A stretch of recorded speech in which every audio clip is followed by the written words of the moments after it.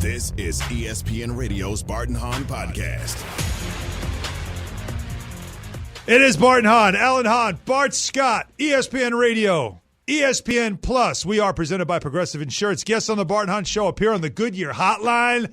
It's Friday, Bart Scott. Get on the lines early. 888-SAY-ESPN, 888-729-3776, because you know what? It is Friday. Do you want to open up the buffet? Let's open up the buffet. Oh, let's just open it up, right? Because I missed our breakfast buffet, so I apologize for that. I couldn't find my damn wallet. I need a ruling here, by the way. Everybody listening right now, everybody watching. I need to understand. So when Bart fills in on KJZ in the morning, there's a 2-hour break between shows, and I feel bad as a teammate. And I'm like, I can't be sleeping in at home while Bart's getting up at 4 a.m. Like, yes. I should be a teammate. Yes. So I always say, this is what I'm going to do. I text him, and I tell him, all right, I'll meet you at the diner. We have our diner. I'll meet you at the diner. We'll have breakfast together. I'll spend that time. So I'll get up a little bit earlier, and I'll get into the city earlier than I need to just so you aren't sitting alone by yourself. So, okay. So this morning, I filled in on KJZ because Bart had to be on Get Up, and he's a big star. So they put him on Get Up, and they said, can you fill in on KJZ? Yeah, I said, sure. So I did that, and then I texted Bart, and I said, I'll see you at the diner. And then I'm looking for the 3 dots for the response. Nothing. And then I call him. You called me? Write the voicemail. Yeah, see, how about that? I probably was in the trash can moving dog poop out the way because I thought I threw my wallet in the trash can. This is now how. All right, first of all, again, at Bart and Hahn, how lame was that excuse? What he just gave you right now. I lost my wallet. How lame is that excuse? Because I bought breakfast yesterday for him. That's 1. 2. Yeah, and I'm putting it out there. 2. Picture me at the diner like SpongeBob by himself, head down. That was pretty much me. You went jellyfish catching by yourself. Listen, man. Listen, Alan. You know I was ready to come in, man. I wanted some pancakes so bad, Some pancakes. But I couldn't find my wallet, and I looked. Listen, I had to move dog poop out the way. That sounds so It was lame. like little bags of dog poop, and then I thought the tire place took my wallet. And you say, "Hey, did you find my wallet?" They're like, Nobody no, we believes didn't." this. I'm like, "Come on, man." Nobody I'm like, believes and this. then I'm sorry, Mavis. Because I was like, you know what? Somebody there probably stole my wallet. You know how you start blaming everybody? The poor guys at Mavis Tire. Yeah. You know how you be like, yeah, you ain't seen no wallet. You cleaned up yourself yesterday. You the first one. Yeah, whatever. Where'd you get that watch? Right. Then I'm trying to figure out like if somebody went through my accounts. And then guess where it was? It was in the netting part of my book bag. Because I had on skinny tight jeans yesterday, so I couldn't put my wallet in my pocket. So I put it in the side of my net where I never put it. Yeah. And okay. so again, at Bart and Hahn, how lame is Bart's excuse, or is he just trying to just avoid me? Like, let's just be honest. That's what this was about. 888-SAY-ESPN, 888-729-3776. You are a bad teammate, Bart. Is the hashtag today. We will get it's time for Straight Talk, Bart by Straight Talk Wireless. So I want you to assess. Yes. The latest now with the NFL draft, which again next week, and it's your show. I mean, I can't wait for next week's because I'm just going to say hi, and then you are taking over because of all the draft prep you're doing. We talk so much about the quarterbacks, but it's the first non-quarterback to come off the board that now everybody wants to know about. And that guy that everybody believes is the most talented non-quarterback player, or maybe even the most talented player of the draft, but just so happens to not be a quarterback, and that's Kyle Pitts from Florida. And everybody does admit that this is a luxury you'd love to have, a great tight end.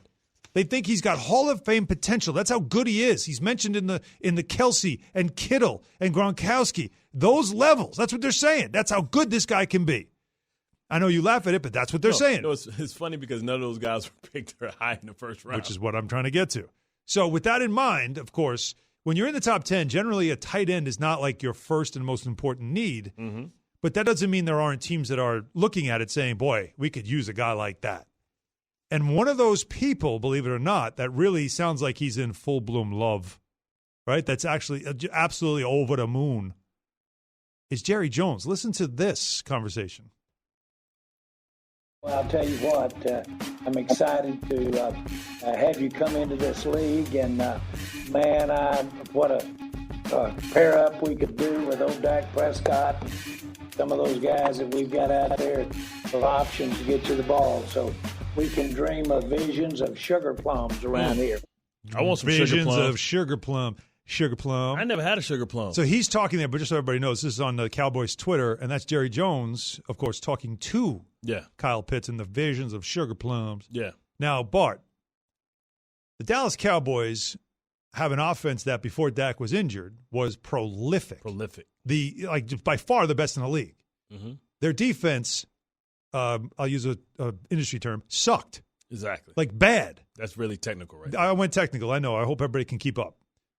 They need to get better on defense. They will have that opportunity with a highly rated cornerback, right, in Patrick Surtain that could be there at 10. Mm-hmm.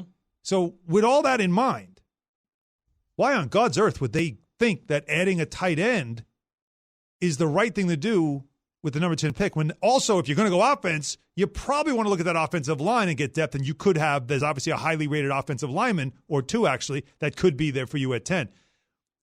Are you buying this? Is this a smokescreen? What is this about with Kyle Pitts and the Cowboys? Listen, Jerry Jones have been talked out of some bad picks before. Johnny Manziel, just in recent history. This isn't one of them.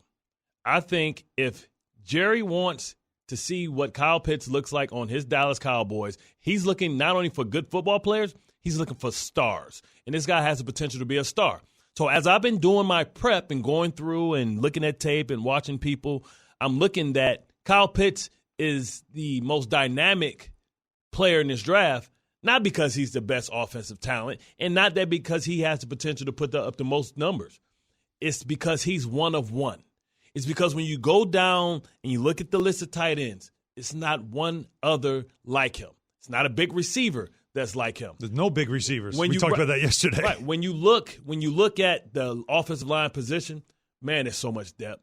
I mean, it's depth up and down. It's like almost like they're breeding offensive tackles now. Are they tackles or are they guards, though? Because there's a lot of guys who are listed as tackles that the experts are saying will probably end up being guards, though, when they get into the league. No, for me, it's tackles, right? And remember, it's a lot of people that opted out. So, we can add the kid from Stanford to the list because he's been often hurt, but he was the number one guy coming out of high school when Sewell came out, when all these other guys came out. So it is a lot of talented tackles in this game, and it's a lot of depth at cornerback. I'm talking about you can go second, third round, get you a good corner. Man, let's not even talk about the running backs. We're not even going to start thinking about them to the third because you can get one later. So when you talk about how can I get me a weapon that nobody else has or nobody else can have, maybe outside of the Oakland Raiders, it's Kyle Pitts. And when you talk about they need defense. Okay, well it's a kid named Parson Adobe. He's a corner that opted out last year from Stanford, right? And this is why you have to do your due diligence. This is why we're talking about all the guys this year and how important scouting departments is going to be. He ran a 4.440. He's 6'1", 198 pounds, ball hawk. And guess what? He's from Stanford, the same place where Richard Sherman was from. And he's got the similar body type, similar speed, similar range. He may not be quick twitch, but neither is Sherman. Sherman wasn't quick twitch. He's a long-rangey guy. Well, so if you look at Dan Quinn, you're saying, Dan Quinn, you're going to earn your money. Because, listen, when you look at unlike anybody else, when I look at the personnel of the Dallas Cowboys, I look at great personnel. I would argue that the personnel on the defensive line, linebackers, and even secondary is better than Kansas City. Nobody's saying Kansas City. Why do you have Harmon, Sammy Watkins, Kelsey, Cheetah, Charles Edwards-Helaire? Nobody's saying that, right? That's cool. Mm-hmm. We see that they win, and they win a lot of games that way with a great tight end, two or three great receivers, and a great running back and a great tight end. So why wouldn't Dallas want to do the same thing? Especially when you think they have two Pro Bowl caliber linebackers in Vander Esch and Jaylen Brown. Right. They drafted a corner last year in the first round in Trayvon Diggs. Right. So how about going out and get something that nobody can get and something that you may not see for a long time? And that's going out to get the tight end because, like I said, you can go get the corner in the second round. Jerry Worrell and Jerry Jones have 10 picks. They have 2 3s, 2 4s, and 2 6s. So they can go out and move up. And I would give – and listen, it's not going to cost you anything this year to go get Kyle Pitts. It's going to cost you maybe a 1 and maybe a 4 next year to move up, I believe, 5 spots. And if I'm Cincinnati, you need a lot. You don't need just you need offensive line. You need offensive line help. And you need receivers. Sure. It's plenty of You want to receipt. keep upgrading skill around Joe Burrow, too. So if you can get a first round from next year, and so now you have 2 first-round draft picks, you still can get Slater. You still can get Christian Darshar, who I believe is one of the most polished pass protectors in the game. They already have the tight end, Williams, I believe, the tackle from Williams already. So listen, all right. Jerry's not as crazy as people think. Well, no, it is interesting. And by the way, the corner you're mentioning from Stanford is Paulson Adebo. Adebo, yeah. Right, yeah, Paulson Adebo. And that is somebody that could be a great I can't read Swahili. No, that's okay. No, I wanted to clarify it because I had to, you said look him up, so I did. And so let's also bring in Matt Miller, who certainly would know Paulson Adebo and everybody else that's in the draft. And he joins us on the Goodyear Hotline. And if I didn't already, let's call this Straight Talk, brought to you by Straight Talk Wireless. Matt, how you doing? What do you think of Bart's explanation, if you heard it, on why it's not crazy for Jerry Jones and the Cowboys to try to, even if it is, move up to get Kyle Pitts? It's not crazy. Not at all. And I've been saying that for like a month. Every time they allow me to come on these airwaves and on the network, I'm saying Kyle Pitts is an elite prospect. He's the best non-quarterback in this class. And they asked me last week, hey, who's the one guy in 10 years that could be, all pro? We're talking about who's the best player from this class. It's Kyle Pitts. And that's no disrespect to Trevor Lawrence, but quarterback there's like a 50% bust rate being conservative. Wow. It might be 60% bust rate. Right. So like if I had to say, all right, I have to put my reputation on one player in this class being great, I'm going to pick Kyle Pitts. And so for the Dallas Cowboys, we've heard for weeks that Jerry Jones is infatuated with this player. He wants this player. Now they're going to have to go up to 4 to get him. That's the part of it, of team building philosophy. Do you trade from 10 to 4, which is probably going to cost you a future first-round pick, to get a quote-unquote tight end? He's not a tight end, in my opinion. He is an offensive weapon. Yep. He could play inline. He could play in the H-back spot. He could play in the slot. He could play split out wide like he did against Alabama. So I see Kyle Pitts as a truly transcendent player. And if you have Dak Prescott, a good offensive line, you got CeeDee Lamb last year, Michael Gallup, Amari Cooper, Ezekiel Elliott. Yeah, because the NFL right now is about scoring points. So I'm all about that. And I think it does. It puts them over the top. And, yeah, they need corners. Absolutely. But you got Dan Quinn, who you guys were talking about. Guess what Dan Quinn was great at? Taking day 3 corners and making them really good. Yeah. Brandon Browner and Richard Sherman were not first-round picks at all. So let the guy do what that Seattle defense does. Even the Niners, Robert Saleh, they were using Richard Sherman, who's no one else wanted because he's getting older, and Ahkello Witherspoon, who's not that good, and they were in the third quarter that lead in the Super Bowl. You don't need Patrick Surtain in that defense. He'd be nice to have, but you don't need him to run that defense. To your point, they already brought in Trayvon Diggs, but guess what? He brought in an old friend. He brought in an old faithful in Keanu Neal, who people don't realize was Jamal Adams before Jamal Adams was Jamal Adams. And he had 2 knee injury and Achilles injury. He is the human hit stick. People trying to run the ball on them now with Jalen Smith, Van Der Esch, and now Keanu Neal coming down in the box, rotating like Cam Chancellor, is going to go to sleep. So people don't realize that. It's not that Dallas didn't have talent on defense, because I think if Randy Gregory can keep his nose clean, and then you think about Lawrence on the other side, they can get value. It's a lot of depth at the defensive tackle position, too. I mean, I know they lost Gerald McCoy, but they can stop the run. All they need is a big plugger in the middle. They have their all-pro pass rusher. So, I mean, where's their personnel worse than that of the of the Kansas City Chiefs? I don't see it. I'm with you. And I think the thing that, we get so caught up in the draft, right? I mean, I have a career surrounding these 3 days in April, but we forget that it's 3 days. We forget that there are rounds 2 through 7 when a guy like Trayvon Diggs is a second-round pick, where it's not just like, oh, we didn't get a corner or a D tackle in the first round, we're going to suck next year. You can get a defensive tackle in round 2. You can get an edge rusher in round 3. So I think so many teams, not just Dallas fans who are great, so many teams have this go for broke mentality that if you don't fill that need in the first round, you haven't filled it. And roster construction in the NFL right now would tell you that is not the truth. Look at the Tampa Bay Buccaneers. Look at that secondary. Antoine Winfield Jr., not a first-round pick. Jamel Dean, not a first-round pick. Sean Murphy-Bunting, not a first-round pick. You can build one hell of a defense and not have to use – it's not 11 first-rounders out there. We're talking with Matt Miller, ESPN NFL Draft Analyst on the Goodyear Hotline. Alan Hahn, Bart Scott, Bart Hahn, ESPN Radio, ESPN Plus. So I want to ask you about Dave Gettleman and some comments he made yesterday as the Giants with, I think, pick 11. And he has traded up, but he's never traded back. And he said there's a reason why, because he doesn't want to get fleeced. And Matt, I mean, you analyze a lot of drafts, you watch a lot of drafts. Like when you hear somebody say that, my first inkling, you can tell me if I'm wrong, is that you don't sound very confident in yourself in making a deal. If you feel like you're going to get fleeced trading back. So I don't like that message, even if he was just messing with the media. But is this a draft when you look at the Giants and where they are? Is this a draft where maybe they could and get some draft assets, trade back?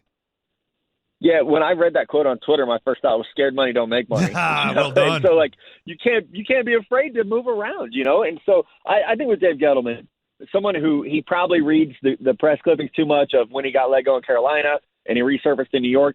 And here's the thing that I'll say about Dave Gettleman: I have not liked his picks, but they've been good picks. So he needs to spend less time listening to us and just do his job. Because last year, I thought Andrew Thomas was the third best tackle in the draft. They took him number 4 overall, and he played very well. Even you could look at Dexter Lawrence. We laughed about that pick of like, why are you going to have Leonard Williams and Dexter Lawrence? Oh, wait, they're good. They're really good together. And so I think that, like, that's the key. Yeah, you don't want to get fleeced, but you also don't want to overdraft, which I think they did with Daniel Jones, who the jury's still out on him. But I feel like they overdrafted him where they probably could have moved down. So it's tough to be a GM who's afraid to move, especially when you get that reputation of being afraid to move. In the Saquon Barkley draft in 2018, there were teams calling for that number 2 pick to get a quarterback. The New York Jets were rumored to be one of them who wanted the number 2 pick. They could have traded back to number 6 overall and probably still got Saquon Barkley that year. So you fall into that risk of you might love a guy and be afraid to miss out on him, but there are 259 picks in this draft. So there are still quality players outside of the guy that you've identified. Oh, man, who's underneath? Where does the draft start, right? We think it assumed that it starts at 3. But 4 seems like the money spot right now, whether you want to get that quarterback that falls or if you want to get that that shiny diamond in the rough, like we're talking about Kyle Pitts. So how active do you anticipate Atlanta to be, and what would it take them to move out of that 4th spot?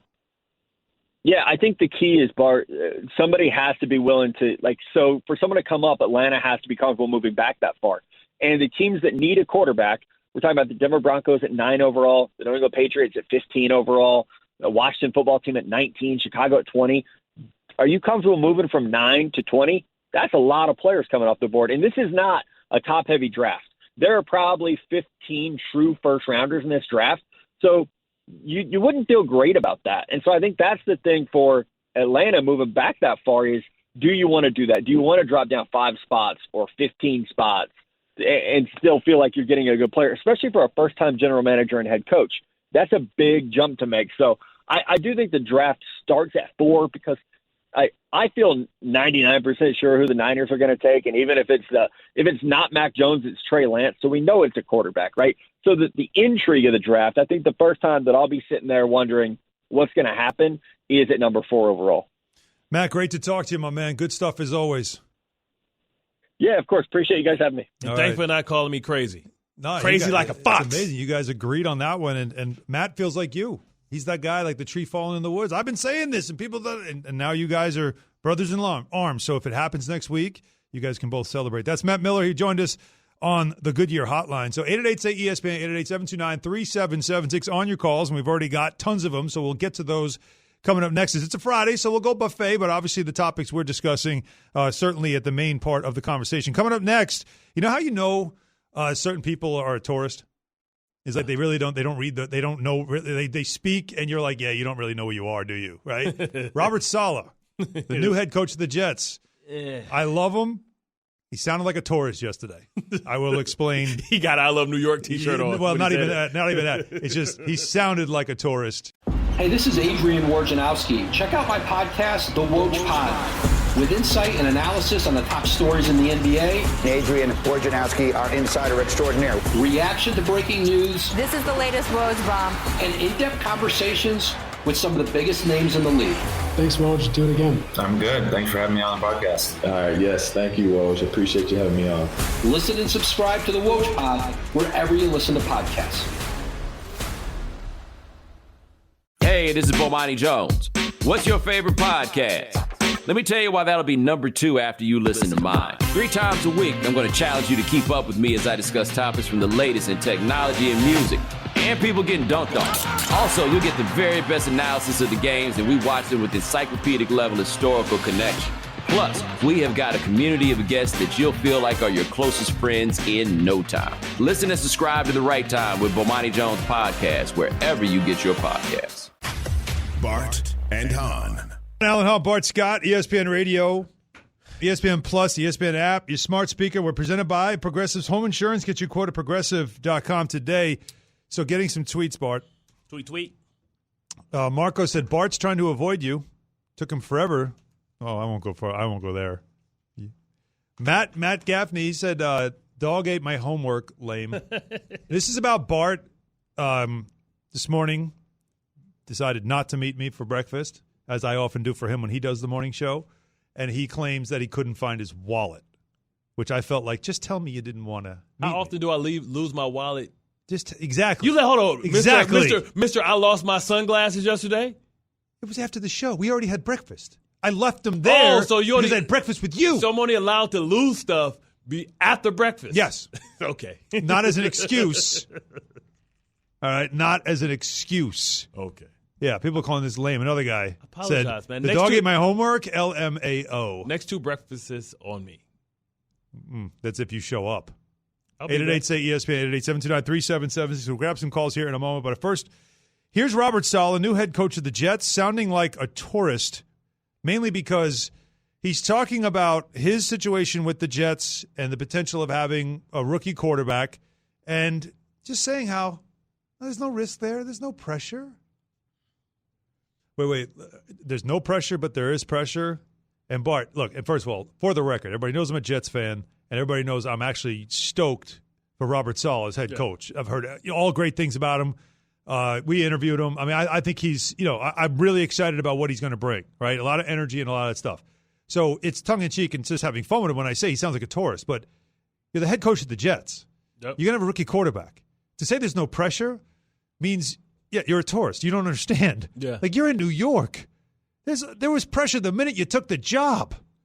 Like, and to say also that no risk with the young, there absolutely is, because we just had one and they ruined him. Well, what do you expect him to say? I'm scared out of my pants. No, just say, there's pressure. We've got to do a good job. We know what we got to do, and we plan on doing it. We expect to do it. He don't want to project. I hear you. Listen, you don't know until you know, right? You don't know until, listen, this is the only place that I've got booed at. He might be the guy that wanted Sam, though. Yeah, but I mean, this is the only place that I've got booed at, or I've heard the team get booed and we're winning. I'm like, yo, we getting booed and we winning. And we going into halftime like, why? You were winning the game and we're winning the game and we're getting booed. Why are we getting booed? What happened? Because Mark wasn't playing well. But we're winning, but we're getting booed. We were reaching that point, though. I'll let you know what was happening there. It was like, how the hell were you booing us? We were reaching that point where the honeymoon with Mark was but when you ending, and we're like, we should be up by a lot more than this. But when you booing the whole team. We don't know if you specific. Unless y'all say, if y'all don't want to listen, if you want to be specific, you got to say, Mark, you suck. Mark, you suck. Don't say boo. You're telling the me whole that damn you're squad. on the sideline and you're watching an offense sputter where your defense was so good back then we're that winning. the offense, all they had to do is just get some points and we're going to win this game. And because they were sputtering, and you're going to tell me that I wonder who they're booing. You know exactly who they were booing. But when they're booing, you think that's going to help him or it's going to make him put his head down? Well, that so depends. I cheer because guess what? The other team was like, we got him just where we want him. If we just stop if we come out and we get an interception, they'll start booing the whole squad and the whole squad will go down. You were helping the other team out. They thought they were the damn home team. Well, that's not how it's supposed to work. He'll find out. We test your toughness. He'll find out. How do you respond when we let you know that we're not happy? He'll find out. 888-SAY-ESPN, 888-729-3776. Let's go with Rob in Iowa, who has a question. Rob? Yes. Hello? Yeah, we got you. Okay. I just was going to ask Bart, I've got this idea of the NFL is getting so top-heavy with the quarterbacks and with the defensive ends. Why isn't there a reason that the NFL can't put something together to where you get one person from the offense and one person from the defense that don't count for the cap so that you have enough room to build the team around? Alan Hahn. You've been listening to Alan Hahn about the tax exemption, which would be the franchise quarterback. Yes, that's a fantastic take. But I will take it a step further though. And thank you, Rob, for that call. I still hate the NFL salary cap. I hate everything about it. I think it's a dumb structure. It doesn't make any sense Fans can't follow it either. It just gives the small market teams the opportunity to compete because we all got the equal percentage of pie to be able to split up. Now, we can't control where your team is located, but we can control how much money you have to spend. So you have to do your due diligence. I still don't get it. You are punishing a team for drafting well because now I draft a lot of good players. I can't keep them all because I have a cap. And I got to pay them what they're worth market value. Right, you can't keep them all. So I got to get rid of some guys. I got to cut some guys. I got to make some guys unhappy. Yes. Why do I want to cut guys that I just picked and I did a good job picking them? I built a nice team. Now I got to break it up? I can't have nice things? You have 5 years to win with them. If you can't win with them in 5 years. Because you have a draft every couple of years. But you have 5 years. You draft somebody and you find a gem, you have 5 years before you have to pay him. So that allows you to go out and reward you for doing a good job. Because guess what you can do? You don't have to draft good players. You understand that? Now you can go out and buy them because you're saying, hey, I have money. I can buy them now, and I know this guy can play, opposed to me projecting that I can draft somebody and he can play. That's why you get rewarded. It doesn't make sense. But that's why you get rewarded when you find a gem at quarterback. You get rewarded for losing. You get rewarded for losing. How'd that work out? High draft picks. Well, how'd that work out for Cleveland now? Are we happy that Cleveland finally figured it out? Are we happy that Buffalo, a small market team that can't get free agents, finally can get free agents because they found Josh Allen because they had a high draft pick? Yeah. So we've talked. Are we happy that maybe, just maybe Jacksonville won't suck and now people can cheer for them and their fans can be a little bit happy too? But you always have this idea of a window because we're going to have to pay. And it just sounds so negative. We're going to have to pay him. And you know what like even Baker. Like what's going to happen in Cleveland when they're going to have to pay when they have to pay Baker? Well, that mean they can't. That mean they can't get 3 starting receivers and 2 starting tight ends. That mean they have to find one and win with one, so somebody else can take one. But why do you get punished? I found my quarterback of the future, but now that I got to pay him this insane rate that now quarterbacks are being paid.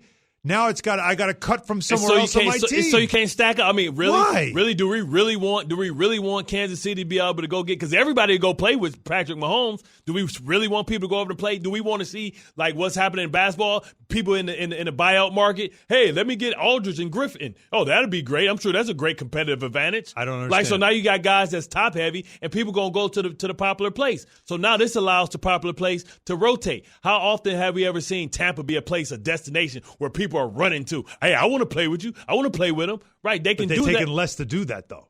They're taking less. My point. Right? But they doing that because they don't have to pay their quarterback. You understand? Like teams and Tristan Wirfs don't cost no money. I don't want to belabor this. Tristan Wirfs don't cost no money. That's why. I'm going to leave it with that. Right. And going into a draft, you have to draft a player that eventually you're going to have to pay him too. I don't want to belabor it. I'm just going to finish it with this. I just don't understand how I have a quarterback and suddenly now I got to play him because I only have 5 years and I got to know by the 4th year or else I got the 5th year option. That's so stupid. I'm now accelerating a development process at a position that is so important that maybe some guys aren't ready in the first 3 years. Maybe it's going to take Sam Darnold a couple, but I can't afford to wait on Sam because of the 5th year option, and then I got to give him an extension. You can wait 2 years. And that's going to cost me, and it's going to hurt me against my cap. No, you don't. You can franchise tag him twice, right? And you can have him for 7 years. Yeah. And how much is the franchise tag? It's not top dollar. It's still a ton of money that is impacting my cap, and I can't. With a quarterback that I'm not sure about yet. Now I got to throw him. But you can own his rights for 7 years. Again, if you want I feel like to. I'm belaboring 7 years. So if you ain't figured out if your guy's a franchise guy in 7 years, then guess what? He's not. Well, Rob in Iowa gets it. Let's see if Jackson in Maine gets it. Jackson. Hey, so you guys are talking about the salary cap. What if the NFL implemented like a bird rights structure like the NBA does? I like it. See, Jackson gets it too. I think you need this. Thank you, Jackson. I think you need this. At least have something. There's a franchise tag. Well, why can't the franchise tag also be like a cap exemption or a soft cap where there's certain players that you can designate that then you go over the cap, but you still pay a luxury tax to do it? So what about? So you're still having revenue sharing, but I'm not penalized because I want to keep my player and I want to pay him the going rate, but I also don't want it to impact that I have to now make bad decisions on talent that I put around him. So what about? How do you build the championship? So we're just gonna make the quarterback his own person then. He's his own team. Well, no, you don't have to. It's his own team. You could designate anybody. I didn't say just. The quarterback is one example. I could do it with my edge rusher. I could do it with whoever I want. Darrelle Revis, you could have done it with, and that wouldn't have impacted some things that that team had to do. Why could you pay Darrelle? Because you weren't paying Mark. Yes, that's right. Because you drafted okay. Right. Yeah, you drafted him, and then what happened? What happened? He got stepped on his shoulder in a meaningless game. No, I'm talking about Mark, right. But you understand what I'm trying to say? I know what you're trying to say. I understand what you're trying to say. But like a quarterback, the Dak Prescott thing, it becomes an ugly situation with your locker room, with your team. That that guy's got to get paid, so somebody's getting cut. How about the quarterback take less to keep some of his good teammates and quit being so damn selfish? How about instead of taking 40, you take 30? Hey, Bart, how about you take less? What would you answer to that? That's what Tom Brady did. Bart, would you take less? That's what Tim Duncan did. Bart, you know what? To keep I restructured my contract so we can get Nazi Hospital wide. And we didn't even get him. And they didn't even get my money back. So I have taken less. Just your attempt to pronounce that name makes me I know his name. Made me just back off this whole conversation because I was going to throw a whole other scenario out there, but that was too funny. So let's leave it at that. All right, we'll continue with the calls and the conversation. Like I said, it's a Friday, so it's going to be dealer's choice, player's choice, whatever we're going to call it. It's Bart and Hahn, Alan Hahn, Bart Scott coming to you live from Seaport District at Pier 17. Brought to you by Chase. What do we have coming up? Because we have more discussions. That's right. Anthony Davis returns for the Lakers. You know, the Knicks have been off for 2 days. It almost feels like the league shut down. No, you better talk some LA. You better talk some LA. You've been pegged as a homer. We got to share the love. Bert, I don't call him Anthony. I call him Bert. You get Anthony Davis back. LeBron though might not be back until at least like a week before the playoffs. But still. So question of the day: who's more important, James Harden coming back to the Nets or LeBron coming back to the Lakers? I think it's an easy answer, don't you? Yeah, James Harden. No. So it's not you so think easy. it's James Harden? James Harden is more the key. important to come back? James Harden. If James Harden comes back with the Nets, then the Lakers don't have a chance. Hey everyone, this is Zach Lowe. Check out my podcast, The Lowe Post, where I talk to people in and around the NBA about everything going on in the basketball world. The one and only Nikola Jokic, the most watchable, telegenic player in the NBA. Players, trends, under-the-radar teams, everything. I am a long-time holder of all the Devin Booker stock I can buy, and I'm not cashing it in because I think he's going to keep getting better. Listen and subscribe to The Lowe Post wherever you listen to podcasts. Good morning and welcome to Outside the Lines. The Emmy and Peabody award-winning show tackles the most important issues in sports. We are at a pivotal time what college athletics is going to look like. Taking you beyond the headlines. The answer to every women's sport is, yeah, you're important, but you're not as important as the men's tour. With perspective from the best analysts in the business. Now, for the first time, the Dallas Cowboys have a black quarterback who is 100% the face of the franchise. Outside the Lines, every Saturday at 9 a.m. Eastern on ESPN. Bart and Hahn. We losing too many of our great ones, man. Yeah. Our great ones, man. Shock G. You know how long also it was? known as You know how long Humpty it was? Hump? You know how long it was before I knew that he was both people? My sisters look at me like I was an idiot. I didn't know. I thought Humpty was, I saw it because that's before you really saw them right next to each other. Yeah, but they was right next to each other on Digital Underground on this song. I once got busy in a Burger King bathroom. Oh, no, all around the world sang songs. They were both next to each other. Yeah. And he came down. So I'm a kid. I don't know. I still believe in damn Easter Bunny. I mean, it is still Easter Bunny. Now, you know Round and Round with Tupac? Yeah. Right? And that's Shock G with Tupac. Yeah. And that's one of the great lines of all time in hip-hop. Here I go, here I go, here I go. Shock G, the one who put the satin on you. Yeah, man. Man, rest in peace, man. Yeah, First DMX, 57 not years Shock old. G. We learned this yesterday, and it is for our generation. Then a young man that died from Kentucky, man. It's been a sad week. It's been a sad week, man.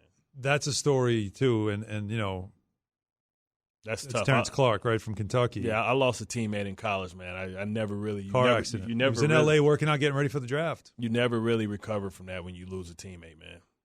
No. That is definitely a tragedy, and one that, you know, just the minute you read it, you're sickened by it. Of course, there's no way to easily transition, but we will. 888-SAY-ESPN 888-729-3776. We want you to tune in to a National League East battle tomorrow as Bart's Mets, who just got swept by the Cubs. Don't be hate. They still what does that they taste like? They was in first place. Pete Alonso. Oh, because your little Yankees finally won a game. Host the Nationals. Coverage begins at 3:30 p.m. Eastern on ESPN Radio, ESPN app. Alan Hahn, Bart Scott, brought to you by Goodyear, helping you discover the road ahead. Goodyear, more driven. Bart says that of the players returning, that James Harden, that's more important for him to return to the Nets than LeBron James' return to the Lakers. Yep. You firmly believe that?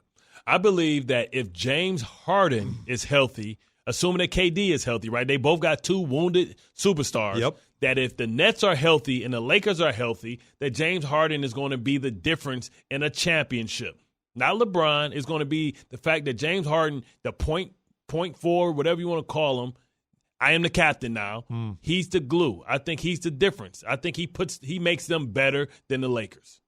888-ESPN, 888-729-3776. LeBron might not be back until at least like the last 5 games or so, they're saying now. Is, plus is showing the injury right now when he injured a high ankle sprain, and there's no reason to rush him back certainly either. But we have calls. We called it a buffet day, so let's get some calls going around the world of sports. And right now, John is in Oklahoma. John? Hey, guys. How is it? Good. Hey, I'd like to chime in on the James Harden thing. I think James Harden, I agree with Bart, he is the glue. And if you have him and KD, like KD and Kyrie can compete with anybody on any given night.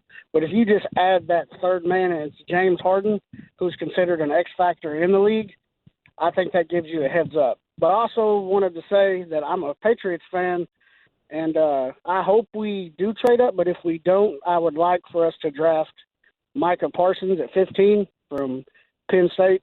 He reminds me a little bit of a more athletic Rob Ninkovich.